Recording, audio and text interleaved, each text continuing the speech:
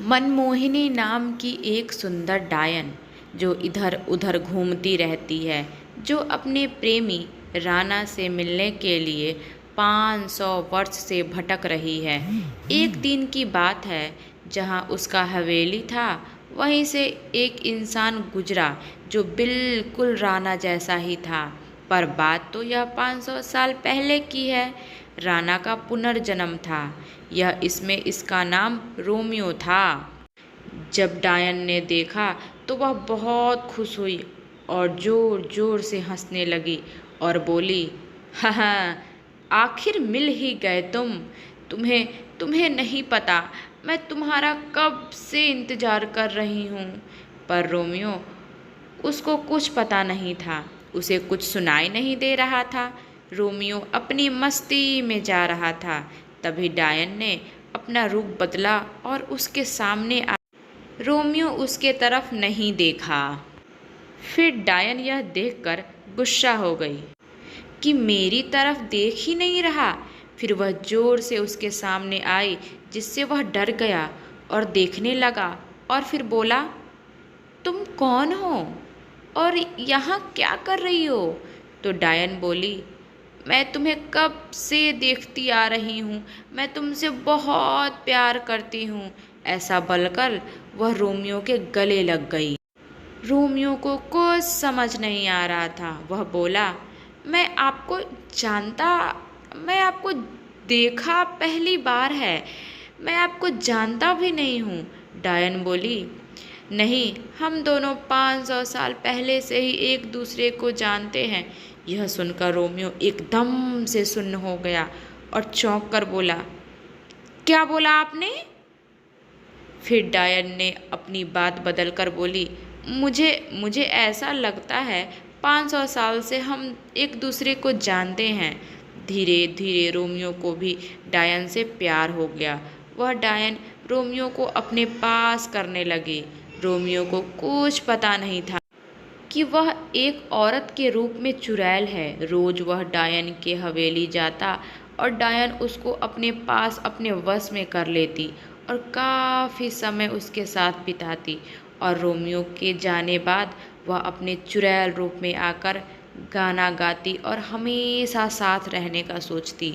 अगले दिन वह जब रोमियो आया तो वह डायन उसे अपने करीब करने के लिए एक सुंदर ड्रेस पहनकर आई और उसके सामने खड़ी हो गई और रोमियो को अपने गले लगा ली।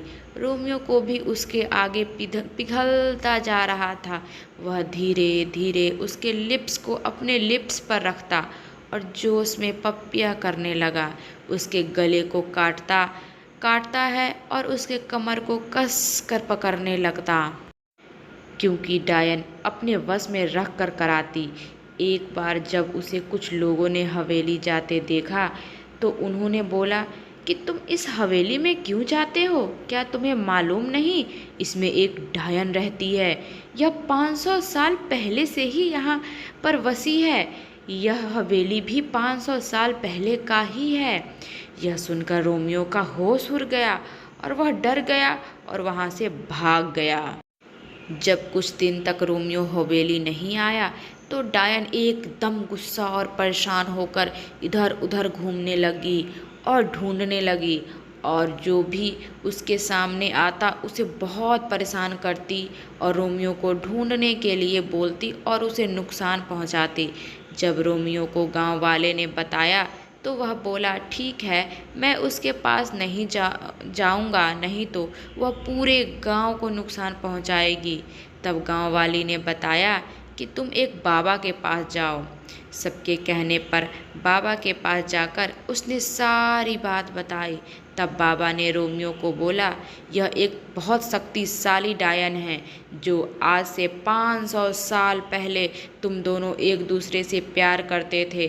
तुम्हारा ये पुनर्जन्म है, यह तुम्हारे इंतजार में इसलिए यहीं तुम्हारे पीछे पड़ी है। यह ऐसे ही नहीं जाएगी, तुम्हें उसे छल से इस बोतल में कैद करना होगा, फिर उसके बाद मैं उसकी मुक्ति के लिए बताऊंगा। रोमियो हवेली गया और रोहिणी ने उससे पूछा नहीं आने का कारण। पूछने पर वह बहाना बना दिया। वह बोला, गांव गया था जरूरी काम से। जब डायन यह सुन रोमियो के गले लगने लगी। वह अपने जेब से काली मिट्टी डायन के ऊपर डाल दिया और बोतल में कैद कर लिया। डायन अपना खूंखार रूप में आई और चिल्लाते हुए बोली, राना, तुम क्या कर रहे हो? तुम्हें याद नहीं है कुछ? हम दोनों कितना प्यार करते थे। उसकी बातों को नज़रअंदाज कर बाबा के पास ले गया। बाबा ने उस डायन से मुक्ति दिलाने के बारे में पूछा तो वह बोली, मैं तुम्हें जिंदा नहीं छोड़ूंगी बुड्ढे। जब रोमियो ने प्यार से पूछा, सुनो रोहिणी, तुम एक साया हो और मैं इंसान, तुम्हें मुक्ति चाहिए। आखिर कब तक ऐसे घूमती रहोगी एक आत्मा बनकर? क्या तुम्हें मुक्ति नहीं चाहिए? तुम फिर से नए रूप में जन्म लेना और फिर हम दोनों साथ साथ रहेंगे। एक बार अलग हो गए पर फिर से नहीं होंगे, हम साथ साथ रहेंगे।